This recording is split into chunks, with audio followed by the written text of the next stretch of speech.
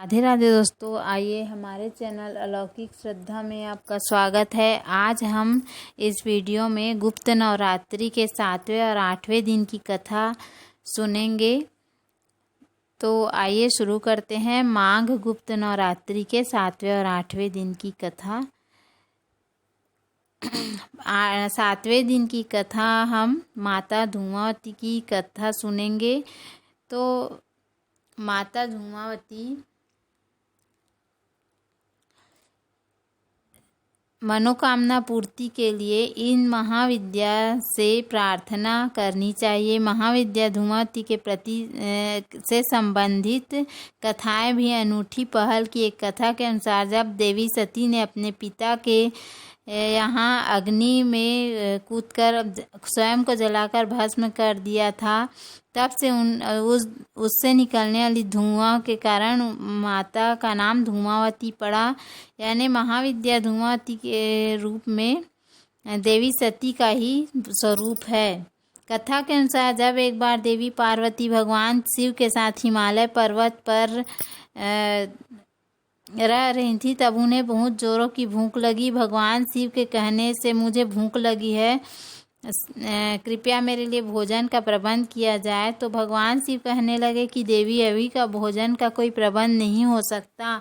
महादेव की यह बात सुनकर देवी क्रोधित हो गई। क्रोध के मारे कहने लगी, तब ठीक है, यदि आप मेरे लिए भोजन के प्रबंध नहीं कर सकते तो मैं तुम्हें ही खा ले जाती हूँ, हंसो।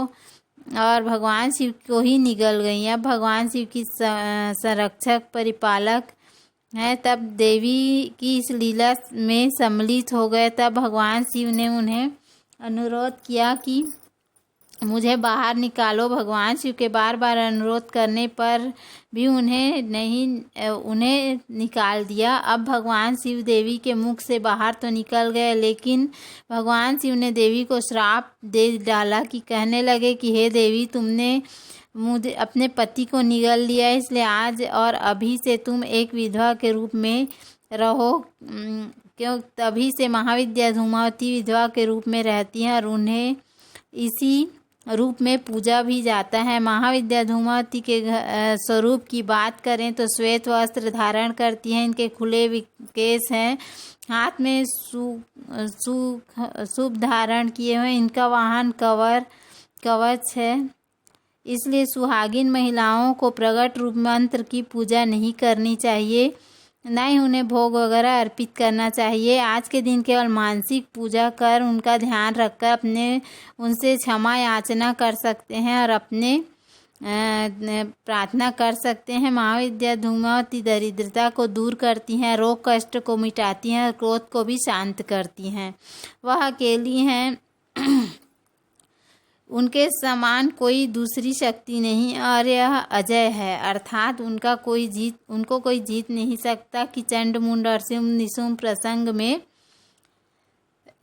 देवी कहती हैं कि मैंने प्रण किया है कि मुझे युद्ध में जीत नहीं पाए, इसलिए अजय है। और महाविद्या धूमावती देवी लक्ष्मी की छोटी बहन भी मानी जाती है। लक्ष्मी जी जहाँ कि देवी लक्ष्मी के रूप में धूमावती की बहन, इसी कारण यह माना जाता है कि दिवाली के दिन महाविद्या धूमावती प्रस्थान करती हैं, उनकी जगह पर देवी लक्ष्मी का आगमन होता है। आइए अब हम 8वें दिन की कथा प्रारंभ करते हैं। माघ गुप्त नवरात्रि के 8वें दिन माता महाविद्या बगलामुखी की पूजा की जाती है। तो आइए इनकी कथा प्रारंभ करते हैं। अष्टमी तिथि 17 फरवरी शनिवार को सुबह से प्रारंभ होगी, सुबह 8 बजे के बाद, और नवमी तिथि प्रारंभ हो जाएगी। महाविद्या बगलामुखी को 8वीं महाविद्या कहा जाता है। इन्हें पीताम्बरी देवी के नाम से भी जानते हैं। माता बगलामुखी को पीला रंग बहुत प्रिय है और इनके भक्त पीले वस्त्र इन्हें अर्पित करते हैं। पीले फूलों से माँ का श्रृंगार किया जाता है और माँ बगलामुखी शेर पर विराजमान रहती। इनकी साधना करने से, पूजा अर्चना करने से भक्तों के दुखों का नाश होता है और जीवन में आने वाली सभी प्रकार की परेशानियां दूर होती हैं। अगर कोई भक्त सच्चे मन से महाविद्या बगलामुखी की पूजा का साधना करता है तो उसे सिद्धि भी प्राप्त होती है। इससे वाद विवाद की स्थिति में वे अपने विरोधियों पर बड़ी आसानी से विजय प्राप्त कर लेते हैं। माँ बगलामुखी को पीताम्बरी बगला ब्रह्मशास्त्र विद्या के नाम से भी जाना जाता है। माता बगलामुखी की पूजा मध्य रात्रि में की जाती है। पौराणिक कथा के अनुसार संपूर्ण विश्व नष्ट होने लगा और चारों ओर से तूफान हाहाकार मच गया। अनेकों लोग संकट में पड़ गए और संसार की रक्षा करना असंभव हो गया।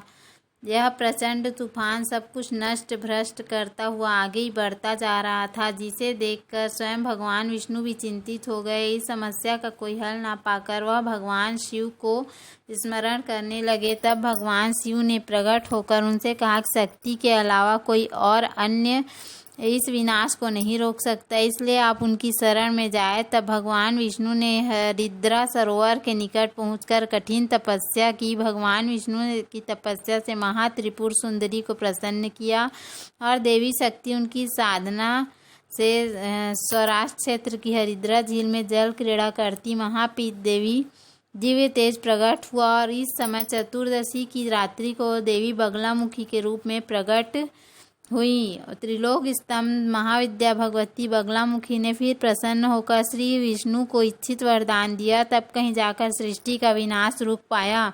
देवी बगलामुखी को वीररती भी कहा जाता है, क्योंकि देवी स्वयं ब्रह्मास्त्र रूपिणी है। इनके शिव को एक वक्त महारुद्र कहा जाता है, इसलिए देवी सिद्ध विद्या है। तांत्रिक इन्हें स्तंभ की देवी भी मानते हैं और गृहस्थ लोगों के लिए देवी बगलामुखी की पूजा समस्त प्रकार के संशय का विघ्नों का नाश करने वाली है। तो उम्मीद है आपको हमारा वीडियो पसंद आया होगा।